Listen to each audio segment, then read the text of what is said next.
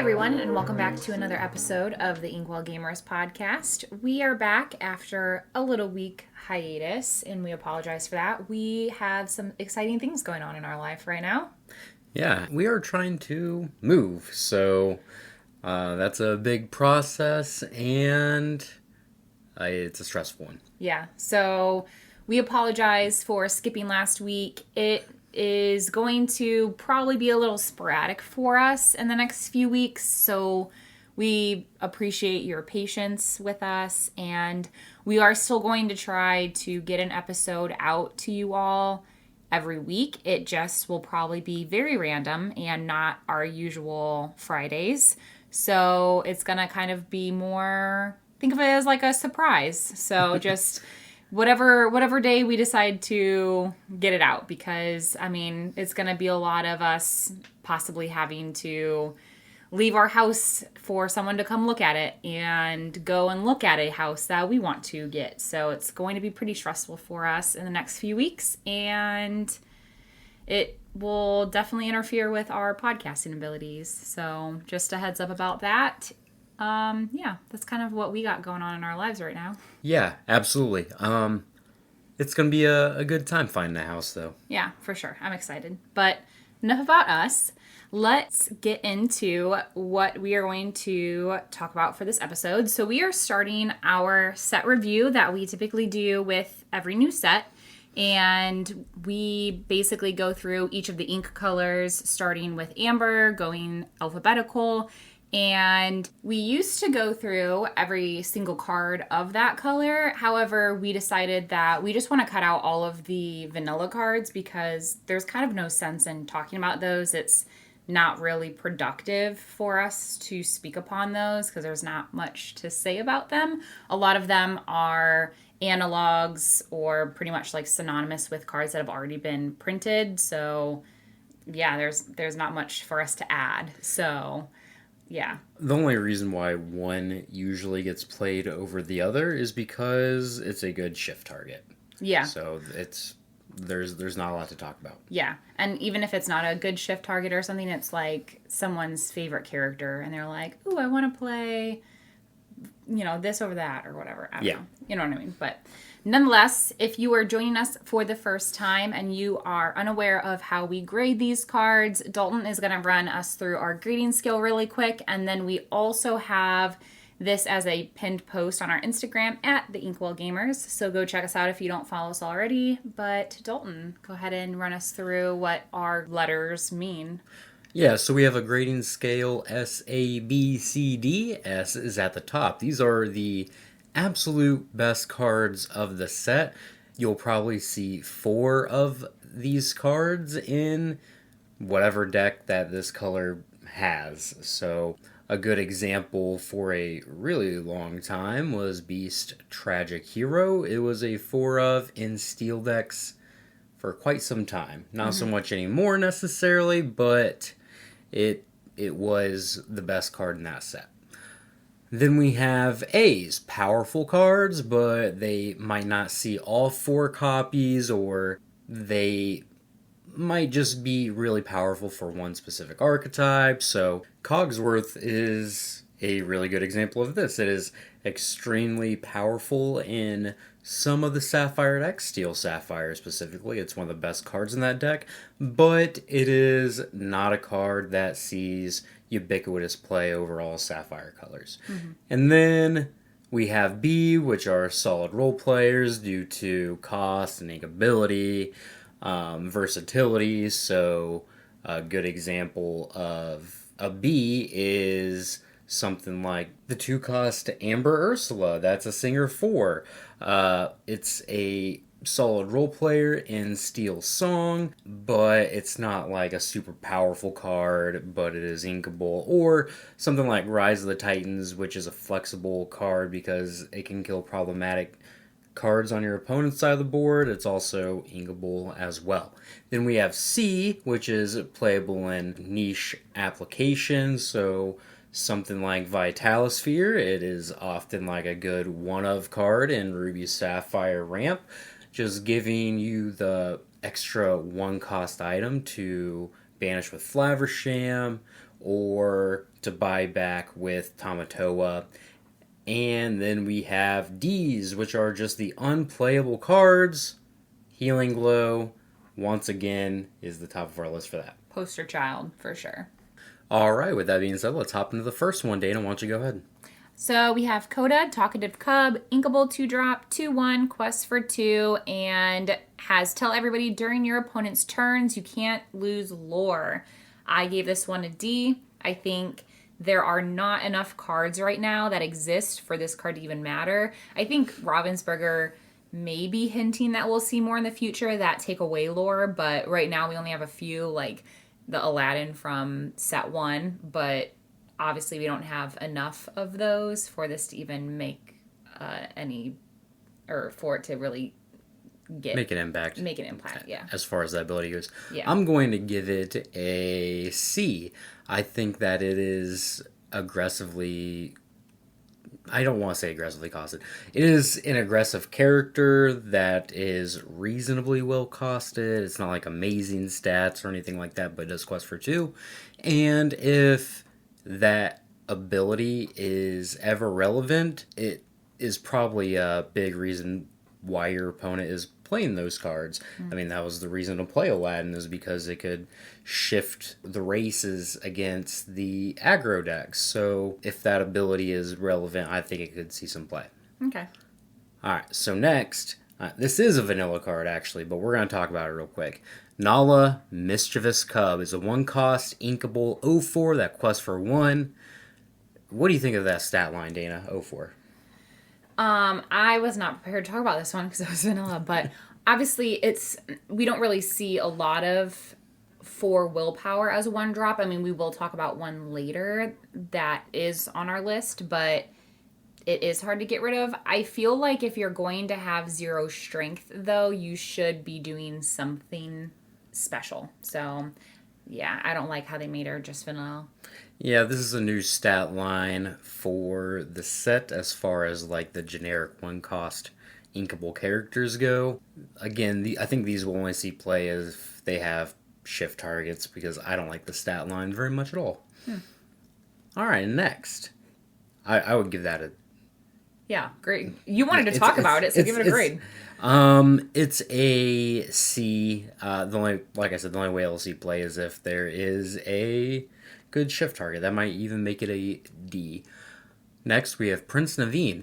He is a 4-cost uninkable 3/3 quest for 2 with Singer 6, and it's beautiful. No, when you play this character, you may play a song with cost 6 or less for free. What do you think of this one, Dana? Ooh, I gave him an A. I don't think we'll see him in every Amber deck, which is why I don't think he's an S. But, I mean, with his ability where he gets to enter play and just play something automatically, and he quests for 2, too. Like, I mean, that's pretty good.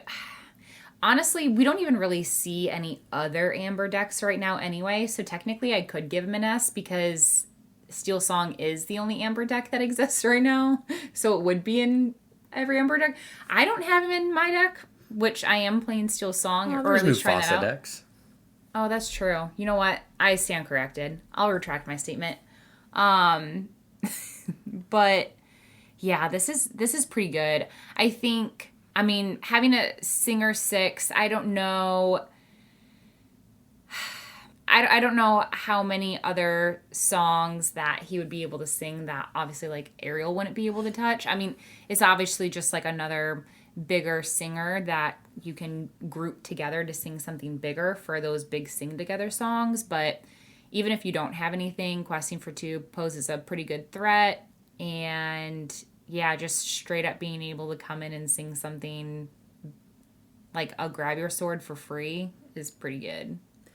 Yeah, I'm going to give this one a B. I think it can see some niche play as maybe like a 2 of in some Steel Song decks, or maybe Amber Emerald song decks, but I don't like that it is uninkable. I think if you're going to play a bunch of uninkables, and Steel Song already does, the bar for it to be uninkable has to be extremely high. Mm-hmm. Power level has to be extremely high.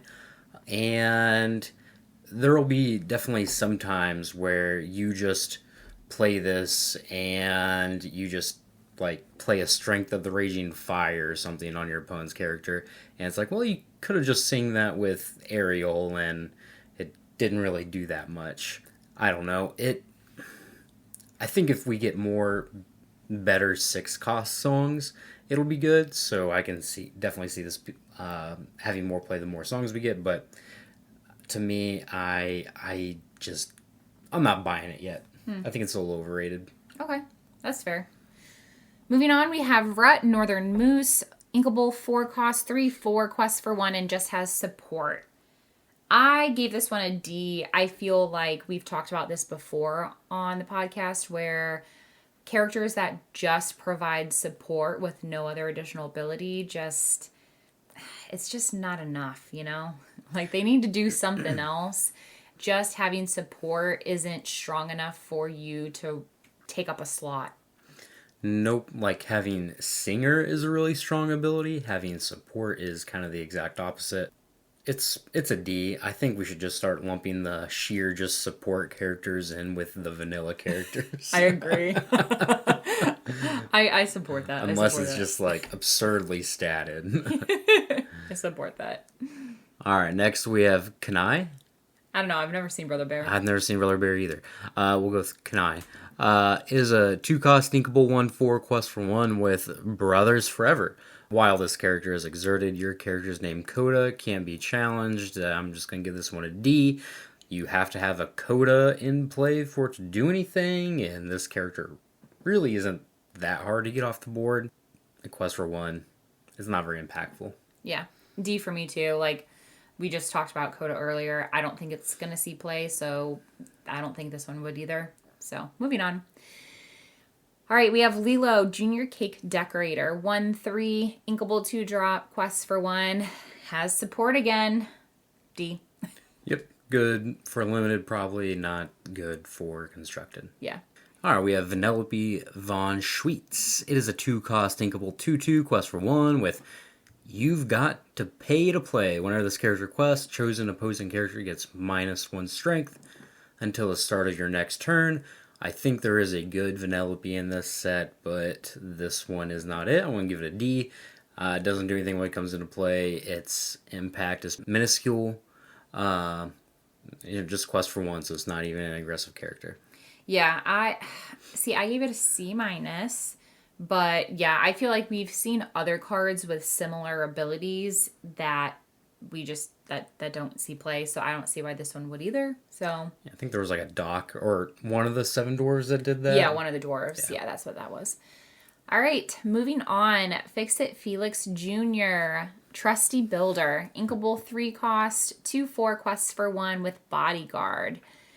Bodyguards are kind of borderline for me as well for how I feel about them, similarly to how I feel about those with just support. Some that are straight bodyguards, they do have potential to be played. Like, don't get me wrong, but I feel like they're pretty close to me viewing them similarly to the support ones too. Yeah. This one I gave a C-. So Prince Eric is a 3/3 bodyguard in Amber for the same cost. And I struggle this one because it's like, on one hand, it's harder to get rid of because it has the bigger willpower, but it has less strength. So it doesn't trade as much. I don't know. But that one also, it saw play for a little bit and then it kind of died out. And yeah, so probably like a C-, D, probably a D. I'm going to give it a D. There is like a Donald Duck from one of the previous sets that has Bodyguard, and it also gives one of your characters an extra lore this turn. Mm-hmm. So you can quest for 1 more, and I mean, it's only a 2/3, so it's smaller, but the differences between this and that card and the no, it wasn't a Gaston. What was it? The original, like 3/3 for 3? Prince Eric. Prince Eric, yeah. Prince Eric is, if there's like a lot of 3/2s in the format for some reason, then maybe this card gets a little bit better. If Smash is for some reason a prevalent removal option, then this card gets better because it survives that. So it could be playable, but It's still not that great. Yeah, I agree. All right, next we have Gazelle, Popstar, 3 cost, Inkable 2/3, Quest for 2, a Singer 5. Singer 5 is pretty good. I'm going to give this one a B. I think it's a pretty reasonable player in the Steel Song decks. The Gaston, that is a 3/3 that has Singer 5, has seen a decent amount of play. And I think this one is just going to be better than that because it quests for 2 instead, which is a big upgrade. Yeah, I agree. I think for singers, a lot of the times you're either singing with them, and then when you're not, I mean, and this is coming from someone who literally just started playing Steel Song, but I feel like I'm either singing with them, or if I'm not, then I'm just questing and making my opponents trying, like, it's more like a deal with, I'm just going to quest and you find a way to deal with me. So I would rather have the extra lore that I'm questing with Gazelle, opposed to the extra strength with Gaston. So I gave her a B too. I think she's pretty good. So moving on, Fix It Felix Jr., Nice Land Steward, Inkable 5 cost, 4/5, Shift 3, Quests for 1, and has Building Together. Your locations get +2 willpower. What did you think of this one? I think it's a D. I mean, I don't know how often you're going to shift this on turn 3 and have a location that you just absolutely have to protect. It doesn't quest for 2, so it's not that aggressive. And, I mean, the stats are okay. It's a decent-sized body for when you shift it on turn 3, but it just does not do anything spectacular, and I'm never going to play it. Yeah, I gave it a D+, Ooh. C-. Obviously, at this moment, location decks aren't a thing, and even if they were, it probably wouldn't be an amber, but there is a good shift target for this that we're going to talk about later. That's a 2-drop, so it would curve, the shift would curve out to it pretty nicely, but yeah, right now, obviously, it's just not a thing, so D+. So. All right, next we have one you're familiar with, Dana, Kristoff Reindeer Keeper, 9 cost and Inkable, 3/7, Quest for 3 with Song of the Herd. For each song card in your discard, you pay 1 less for this character, and it has Bodyguard. Tell me, what do you think about Kristoff? So, I have been playing Steel Song for 2 weeks now. If you would have asked me what to grade him week 1, I probably would have said a C+, B-. After last night, like MVP, he's like, I actually do have him as like a A-. I got to the point where I was playing like 1 or 2 for 3. And then there were some games where I was just straight up playing multiple ones for free. So it was bananas. I think he is, obviously 7 willpower is pretty difficult to get rid of. And your opponent, obviously unless they're playing Ruby and they have B-Prep or Maleficent or something or Medusa, they're going to have to probably commit a couple of different characters into him to try to get rid of him. So they're giving up either questing with multiple characters or challenging. Like, they're just having to make an unfavorable trade, basically, because he's so large. But also, he's just such a big questing threat. And as a Steel Song deck, I mean, your singers are squishy.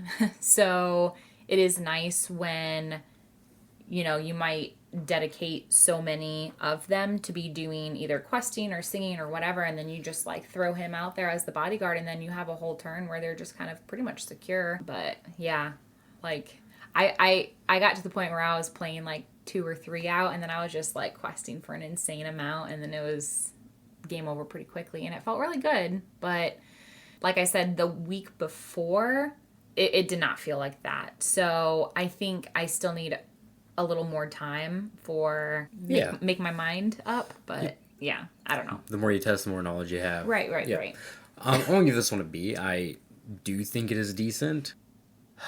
It's kind of tough because it is one of those things that's like, oh, it does Medusa and like everything else, but and it being a 9 cost uninkable initially, if like you just don't have a whole new world in the first like 15 cards of your deck or something like that to really be able to keep cycling through songs, then this card just becomes kind of bad because you're paying like 6 ink for it.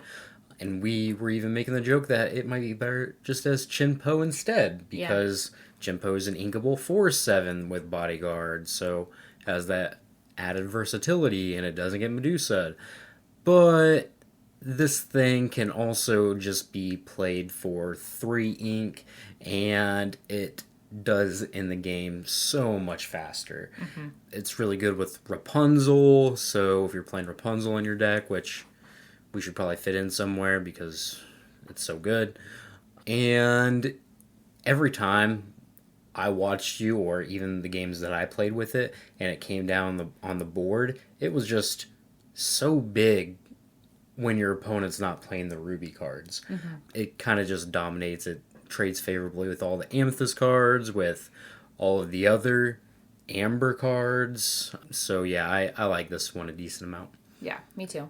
All right, next we have Mirabelle Madrigal, Family Gatherer, Inkable 5 cost, 5/5, quests for 5. First time we've ever seen something like that. And then has Not Without My Family. You can't play this character unless you have 5 or more characters in play. What do you think about this one? This card, to me, is a D.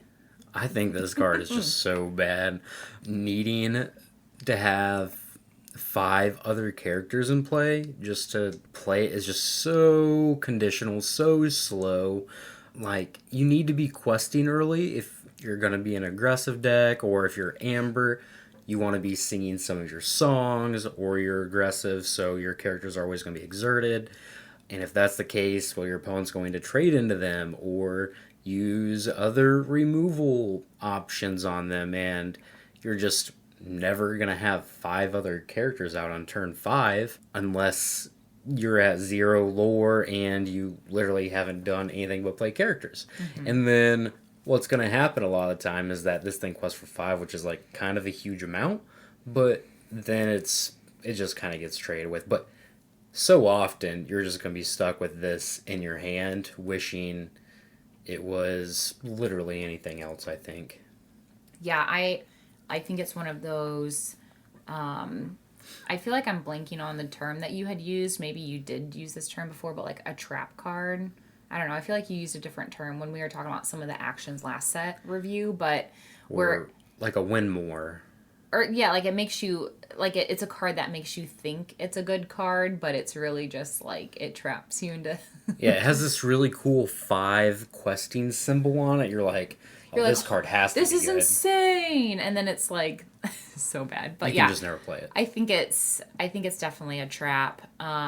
Similarly to what you said, I think it's just really slow, and if you see this in the late game, like chances are it's probably after a lot of you guys have been trying to do like any sort of removal or anything like that, and so you're probably just only having like 1 or 2 out, and you're just trying to top deck something and just squeak out, and you can't play it. Yeah, like so. This might be good against like the Blurple decks because they have 0 removal, but at the same time you're also never questing or do anything with your characters, so you're just gonna fall really far behind on the lore race. And it's possible that 5 lore might not even catch you up in that scenario. So, yeah I just don't like this card. Yeah. Alright, next we have Minnie Mouse Drum Major. 5 cost inkable, 4/4. Quest for 2 with Shift 4 and Parade Order. When you play this character, if you use Shift to Player, you may search your deck for a character card and reveal it to all players and put it on top of your deck. So, very similar to a Tutor-esque card, but the issue with this is that it doesn't actually go to your hand, so you're not actually gaining card advantage from it. You are going to draw whatever character you want to draw, but that character has to be extremely impactful, in order for your Shift 4 Mini to really be worth it. You're already losing a card because you're shifting onto something else. So if the card you're going to draw next turn isn't worth like 2 cards, it's probably not worth to use the shift ability, and this card's pointless without it. Yeah. I feel like... So, well, what did you grade it? Oh, I will give it a... I kind of want to give this one a D2. Brutal. I'm going to give it a C because I could see this working extremely well to find Mufasa and to help set up your Mufasas. Okay. But that's about it for me. I like it. I gave it a C, but I do like how it is our first non-specific tutor card. I can't remember, because the Grandma Madrigal, she got to look for another Madrigal character, right? Yes. Did it go to your hand? No, that also went to the top. To the top, okay. Yeah. And I feel like I know the answer to this, but for tutor cards in Magic, do you have to reveal it? Or some you do, some you don't? If it specifies... I'm just curious. If it specifies creature, then you have to reveal it. If it just says a card, then you do not. Okay. I was just curious. I don't even know why my question... I don't know what the relevance of my question was anyway, but yeah, I just think that, like you said, it could be extremely useful in certain situations when you need to find a certain card in the late game, but the fact that it's not going to your hand is just a little inefficient. So, yeah, C. Next, we have Daisy Duck, Donald's Date, an uninkable 1-cost, 1/4, quests for 2, and has big prize. Whenever this character quests, each opponent reveals the top card of their deck. If it's a character card, they may put it into their hand. Otherwise, they put it on the bottom of their deck. I gave this one an A.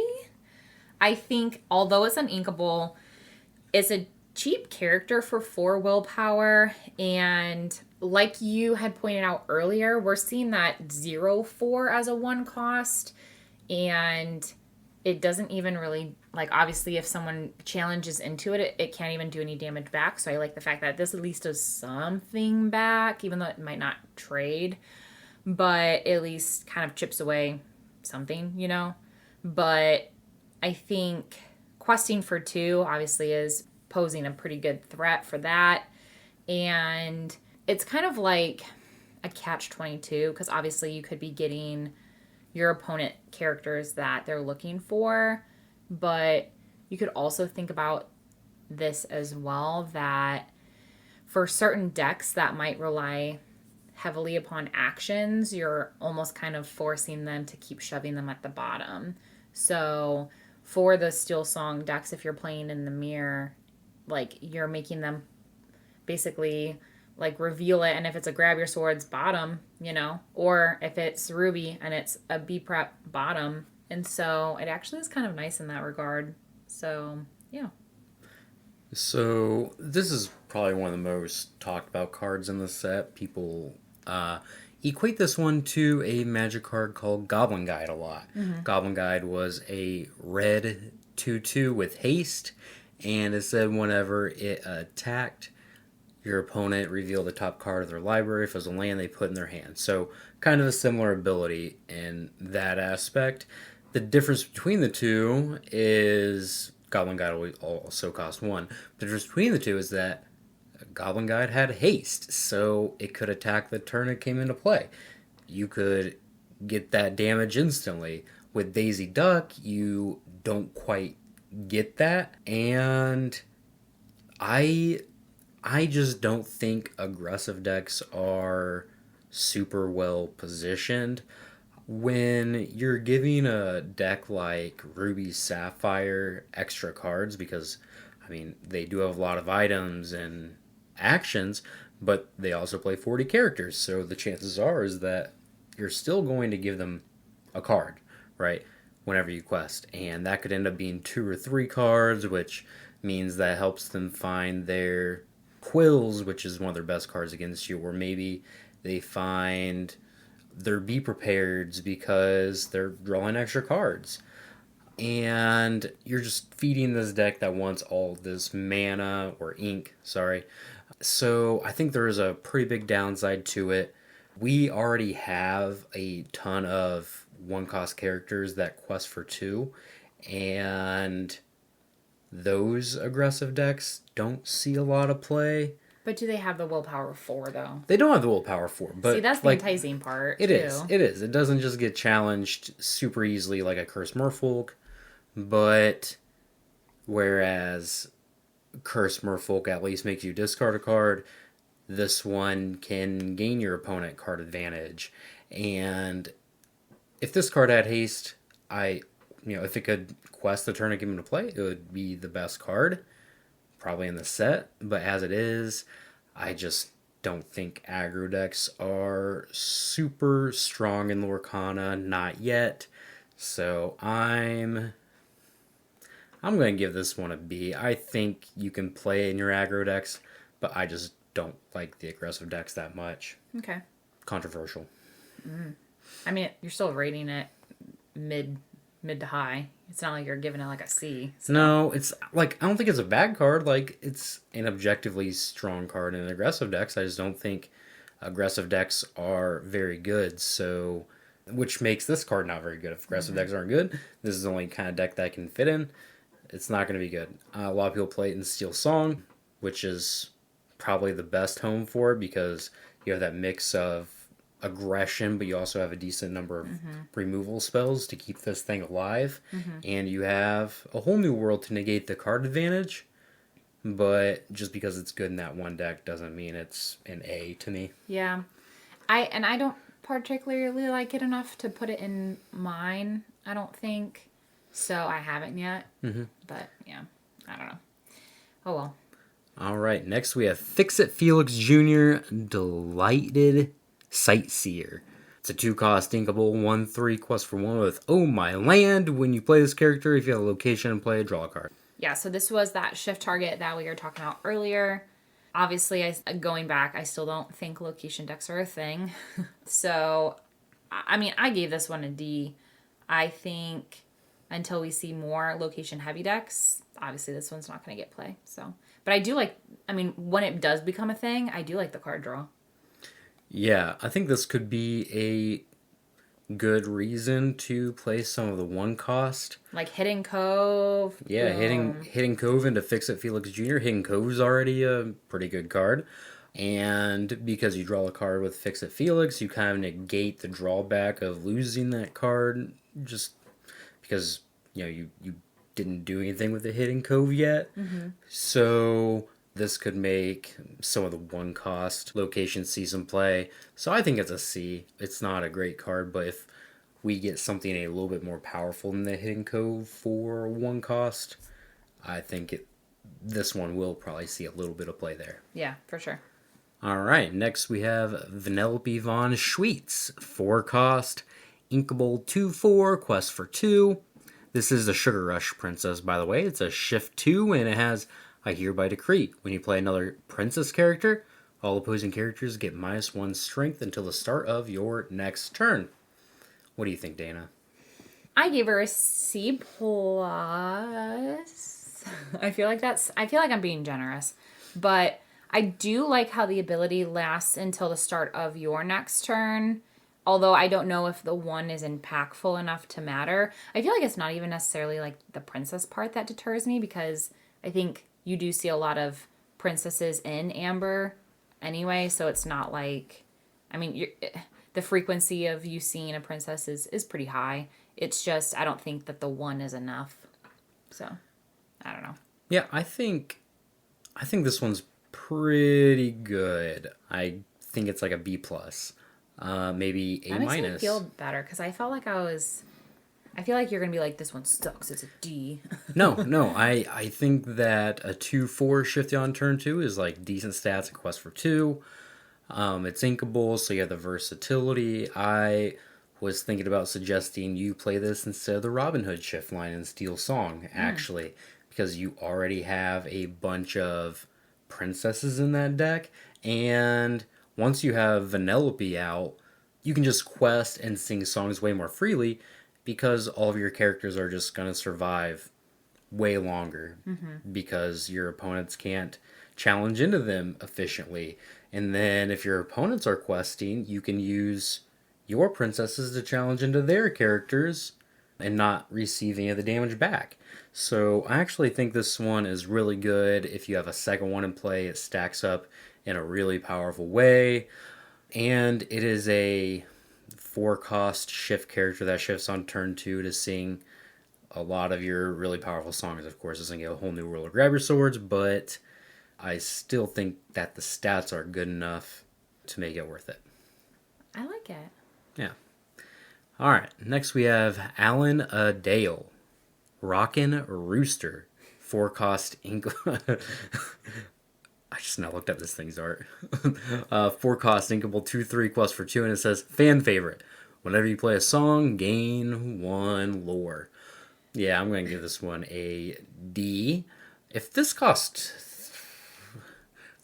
2 ink, we'd be talking, I think. Like, that would be reasonably statted with like a cool ability, but it cost 4, so I just can't ever see this playing over Rapunzel. Yeah. That's the competition here. Oh, see, that wasn't even the reason why. Wait, did you say your grade? A D. Okay. Are you done talking? Yeah. I don't have a lot to say about Alan Adale.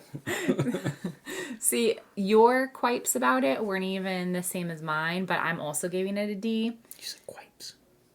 Yeah, quipes. I thought it was quip. No. I thought it was quipe. I thought it was quip. No. I have the same quipes as you. Quipe? Quip. Quip? I don't think it's quip. I think it's quip. I don't think so. I'm leaving that in there. All right. This whole conversation? Yeah. All right. I'm leaving that in there. Tell us who's right. I thought it was quipes. I think it's quips. Whatever.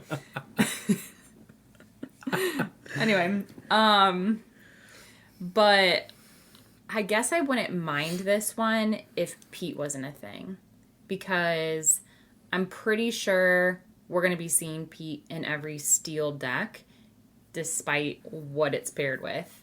So I think Pete is going to cause us to see a decline in harps being played. I actually, I still have them in my deck because I forgot to take them out. But the first week, I played I played against a lot of Pete's, and like harp was like good for nothing. And it was pretty much like, because I couldn't play songs, I had to banish harp. And so because you can't play songs, you can't gain lore from Alan. And I just feel like I think because of Pete, this isn't going to be a thing. I mean, I think it's bad even without Pete, but Pete does not help it any. I mean, that's fair, but Yeah. regardless, we both think it's bad. It So is we can bad, just move on. It is bad. Next, we have Wreck-It Ralph, Admiral Underpants, uninkable 7-cost 6/7, quests for 2, and has I've Got the Coolest Friend. When you play this character, return a character card from your discard to your hand. If that card is a princess character card, gain 2 lore.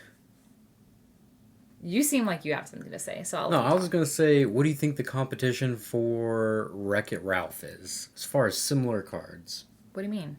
Like, what? Like, if you're choosing between this card and another card to do kind of a similar card advantage effect, what do you think the other card I'm thinking of is? When you play this character, return a character from your discard to your hand. Heck, I don't know. Surfer Stitch. It's a 7-cost and quest for 2. It has some card advantage attached to it. Big body. But Surfer Stitch just has to be way better than this thing, right? Yeah, like, it's inkable. Yeah. You draw 2 cards. Yeah, you don't get the lore instantly, but you might not even get the lore instantly with this thing. I'm going to give this a D. I would never play this in a deck as long as Surfer Stitch is legal. I gave it a D as well. All right. Your pop quiz threw me off a little bit, though, I'm not going to lie. That's why I'm here. All right, next we have Maid Marian, Lady of the Lists. 6-cost inkable, 4/5, quest for 2. If it pleases the lady, when you play this character, chosen opposing character gets -5 strength until the start of your next turn. I think there was a Scar in the first set that was Sapphire that did something very similar to that. That didn't see any constructed play. Very good limited card. It's a D. Yeah, I got a D as well. Easy enough. Moving on. Sven, Reindeer Steed, is a inkable 4-cost, 3/3 quests for 2, and has reindeer games. When you play this character, you may ready chosen character. They can't quest or challenge for the rest of this turn. I don't think this is a bad card. I don't think it's super powerful, but it's definitely one that you can navigate your timing of things well. You know, you can definitely either quest or sing a song, then play this one and protect your own characters with it, for sure, by unexerting them. Yeah, and it also doesn't prevent the character from singing songs after you ready it. So you can sing 2 songs, you can quest, then ready it and sing a song. Yeah, that's true. What grade are you going to give it? B. A B? I like it. I'm going to give it a B too. Pretty solid. I think it's just like a decent aggressive card. Its stats aren't terrible. A quest for 2, it's inkable. And I think this is almost as good of a reason for aggressive decks to be good as Daisy. So I like it a pretty good amount. Yeah. Alright, next we have Minnie Mouse come Passionate Friend. 4-cost inkable 1/5 with Patch Them Up. Whenever this character quests, you may remove up to 2 damage from chosen character, and it quests for 2 itself. Mm-hmm. It's a D. It's a bad Rapunzel. Yeah, I agree as well. Like, obviously, this ability is repeatable, but you don't get card draw off of it. And, I mean, let's just say you're playing against Ruby. You play it, the ability doesn't trigger right away. You don't even get to do it yet, and then maybe they Medusa it next turn or something. Like, Medusa, Brawl, Sisu, any number of things. It doesn't really matter. This card is just so slow and bad. Yeah. Yeah, D. All right, so we are officially done with all of our character cards. Now we are moving on to our actions, items, and locations. So starting with Try Everything, we have the inkable 4-cost song, where you remove up to 3 damage from chosen character and ready them. They can't quest or challenge for the rest of this turn. Basically what we just talked about with Sven, but it also heals. It's also a song. It's also a song. I don't know. What do you think of it? I think it's bad. I think it's a D.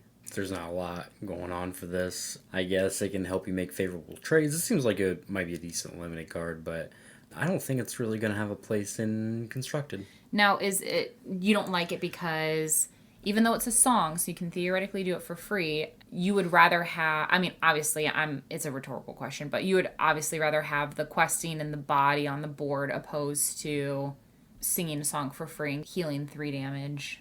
Like, that's more of a...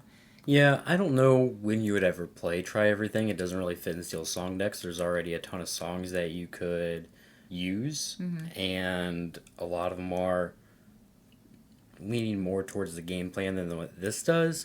And in aggressive decks, you would rather just play Sven because it's an aggressive body itself. So just, I don't know, paying 4 ink or singing with a character to ready your Daisy so it doesn't get challenged just doesn't seem like it's worth a card to me. Yeah. I'm just, yeah, making conversation. Mm-hmm. Next we have Healing Touch. It's an action, remove up to 4 damage from chosen character, and draw a card.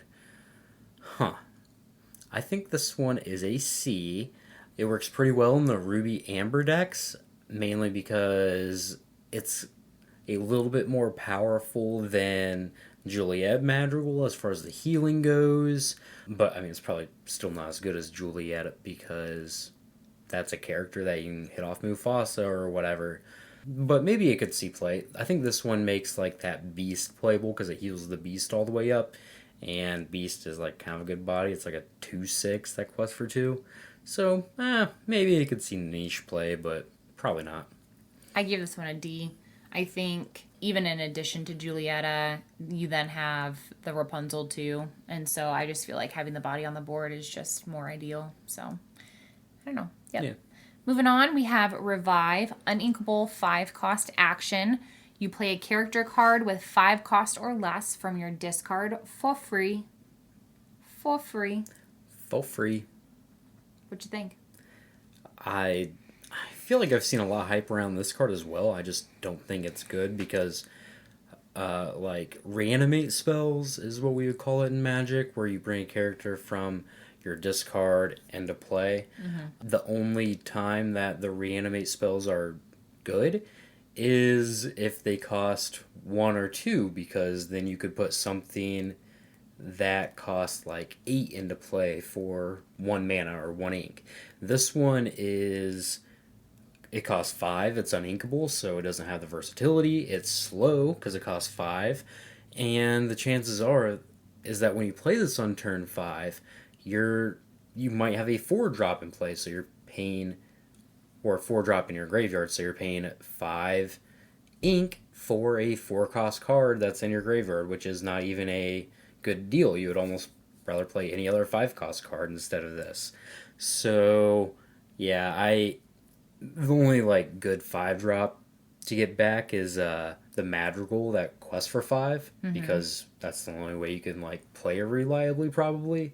But how are you also getting this card into your graveyard if you can't even put it into play? So yeah, I think this card is very bad. Yeah, I gave it a D as well. Moving on, we have Blast from Your Past, uninkable 6-cost song, where you name a card, return all character cards with that name from your discard to your hand. Ugh, I don't know. You go. This is, to me, a D as well. This is a Dalmatian puppy card, and that is probably it for me. I don't know, let's say gosh, I can't even think of a good scenario for this. My Kristoffs, listen, if my Kristoffs are all in my discard and I'm to the point where I can play them for free, heck yeah, I'm going to name them. I can get all of them back, and then boom, boom, boom, boom, boom. Hey, that is... Game over. That is actually probably pretty good. I don't know what you would cut from Steel Song to play this, but like if you're just wheeling through your deck and eventually you find your 1 or 2 copies of Blast from the Past and you just put all your Kristoffs into play that same turn, that's probably really good. You need something with that cost reduction in order for it to like make up that tempo, probably, because I mean, sometimes you can't even just sing a 6-cost song because all your singers are 5 a lot of the time. If this was like a sing together, yeah, I would have. Yeah, even if it was, if it cost more but was a sing together, I'd be for it. It would probably be better than, yeah, even if it costs more. Yeah. But I don't think there's enough cases for this to be good, so I'm just gonna give it a D. Yeah, I agree. Invited to the Ball, 2-cost uninkable action. Reveal the top 2 cards of your deck. Put revealed character cards in your hand. Put the rest on the bottom of your deck in any order. Alright, so I think this card is extremely good. It is a 2-cost draw 2 in the right decks. I'm going to grade it a B just because we don't really have like a lot of those aggressive decks right now that are very good. But I think this card would be one of the best cards in those character-based aggressive decks, just because you don't get the kind of rate this gives you unless you're singing Friends on the Other Side. No other card draw is even close to this. We just saw a card that cost 3 ink that drew 1 card. This is 2 ink, and if you build your deck properly, will very often draw 2. It's just so efficient, and I think this card's really good. I could give it an A, honestly. Yeah. I have to say, we have a friend, Tyler, who always plays Mufasa. I thought he was going to bring Mufasa this weekend and put this card in his deck. Like, I would have bet. He loves Mufasa, and this seems like a perfect card for it. Like, obviously it doesn't get hit off Mufasa, but, you know. Yeah, I mean, the guy that you played in the set champs of the last one that we went to that was playing the Mufasa deck, I'm pretty sure you said he was playing all characters, right? I think so, yeah. And obviously, yeah, like, if you're building that, like, you're going to have a 100% chance of hitting, so, yeah, of course. Unless you hit your other Invite to the Balls or whatever, but... That's true, that would you know, totally what are the suck, odds? but, yeah, I mean, your chances are incredibly high, so... the, like you said, the efficiency of that. I mean, I gave it a B plus, but I could see it definitely being an A. So Yeah, same. for sure. All right, we have Healing Decanter next. We're into the items. It's a 2-cost inkable item with Renewing Essence. You exert it to remove up to 2 damage from chosen character. I'm just going to give this one a D. There's not a lot to say about this. Like, you need to do a lot more than just remove damage in order to be playable. And this one only removes damage. So, it's a D to me. D to me too. We can just move on. Yep. All right. Queen's Sensor Core, inkable 2-cost item, symbol of nobility. At the start of your turn, if you have a princess or queen character in play, gain a lore. And then Royal Search, you exert it, pay 2, and you reveal the top card of your deck. If it's a princess or queen character card, you may put it into your hand. Otherwise, you put it on the top of your deck. You know, I think I underestimated this card. I actually kind of like the concept of it, mainly because aside from Ursula, I mean, I'm trying to think about how I could fit it into like my current deck. Aside from Ursula, I'm not playing any permanent 2-cost cards. Like I have Bare Necessities as a 2-cost song, but if I don't have Ursula, I don't have anything to put out on the board on turn 2. And I feel like this could be pretty nice because chances are, unless I have like Robin Hood on turn 1, like I'm playing the Queen or Cinderella. Yeah, and if you play Vanellope, then you will always have a princess or queen on turn 1 for this instead of Robin Hood's. If you were to play that shift line. Yeah, so I actually kind of like it. I might give it like a B. Yeah, I think it could be a C. I could definitely see it being playable. It has like the lore gain that locations have that makes some of the locations good. And it has some potential card advantage added onto it as well. I wish it let you put the card on the bottom of the deck, so if you had 2, you could activate the other one and try to draw a princess or a queen. But yeah, I think this card's okay. I think you should try it out. I kind of like it. Yeah, I might for sure. All right, next we have Amber Chromicon. It is a 2-cost inkable item. Amber Light. Exert it. Remove the 1 damage from each of your characters. It is... I'm surprised they put Healing Decanter and this Amber Chromicon in the same set. Like... It's literally the same thing, but one... it's worse than the other one. It is just so similar. If there's like a Grand Pabby damage heal combo deck where you just want to heal damage from all your characters to gain a bunch of lore in one shot, I guess this could be okay. Yeah. Outside of that one extremely niche scenario, this will not see any play. It's a D. Yeah, like I understand they want to do with one being a specific 2 damage for one character and then one being more of an area of effect kind of thing, but the area of effect, it's not like it can even like reverse a grab your swords or anything. You know what I mean? Like it's just one. Like it's not even, I mean, one damage removal isn't even impactful enough to me. So I don't know. No, it's just not very impactful at all. Yeah. It's not. All right, moving on, we have our last 2 cards, our 2 locations. So we have Rapunzel's Tower, Secluded Prison, an inkable 2-cost, 8 willpower, move cost of 1, and characters get +3 willpower while here. Now, normally, I don't like locations that don't gain passive lore, aside from Hidden Cove, but this one's kind of growing on me because... it's hard to deal with having 8 willpower. It's fairly cheap and it's inkable. And it has a cheap move cost, so it's not annoying to move your characters there. And it provides your singers way extra protection, which is pretty nice. And so it's definitely something I could see using in the late game. Because obviously you don't want to play this out on turn 2 because you can't move anything there. So it's something that you want to definitely play out later so you have enough ink to just move your entire board or most of your board there, and then it's kind of like a indirect bodyguard because 3 willpower is pretty big, and then 8 willpower for a location is hard to deal with too. So I don't know, I kind of like it. Yeah, I'm going to give it a B. It's similar to Hidden Cove in that just one ink to move and then it pumps all your characters up. Yeah, it's only willpower, but when you're playing a lot of these either Amber aggressive decks or Steel Song decks, you just want your characters to survive as long as possible. And this kind of enables that. You could probably try this in the 2-drop slot instead of Queen Sensor Core, even just kind of mix and match.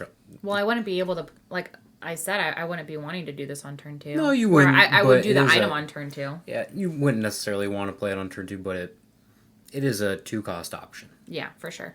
I forgot I didn't give my grade. I gave it a B. So. Nice. All right, next we have Pridelands Jungle Oasis. Is a 3-cost location with a 2 move cost, 8 willpower, and 1 lore. And it has Our Humble Home. While you have 3 more characters here, you may banish this location to play a character from your discard for free. So this is kind of what I was talking about. I was talking about reanimates earlier. This can reanimate a very large character for a very cheap cost. It's I actually don't like really it. not that cheap. No, it's move cost of 2. I hate it. Yeah, it's 3, 4, 5, 6, 7, 8, 9. You have to pay 9 in order to play it and then get 3 characters. Unless you're also playing the kind of characters that are like, oh, move here for free or whatever, you know. Tuck, Jim Hawkins, yeah, that helps it out. 8 is a lot, and it does give you the passive lore, but it's just too conditional. It's just too conditional. I'm going to give it a D. I don't know. Like, even if you played this on turn 3 and then played Tuck into Jim Hawkins on 4 and 5 to move your characters there, like, what are you getting back from your discard at that point in the game? It's kind of like a late game card, but it's also like, I don't know, you also want to play your locations early so they get a bunch of lore early. I don't know. This card's weird. I'm just gonna give it a D. Yeah. I'm surprised you're even contemplating it. Yeah. I'm giving it a D as well. So. A lot of D's, I feel like. Yeah, not a good look. Not a good look, Amber. Not a good look. No S's, a lot of D's. But we are done. So there's that. 1 down, 5 to go, baby. 1 down, 5 to go. Hopefully some of the other colors have S's, but Give me some really good cards. give me some really good cards. But anyhow, thank you all for joining us. We appreciate your patience once again with us skipping last week. And yeah. All right, everybody. I think that wraps up for this week. So, hope you guys have a great weekend, and we'll talk to you some point next week. At some point. Have a good weekend.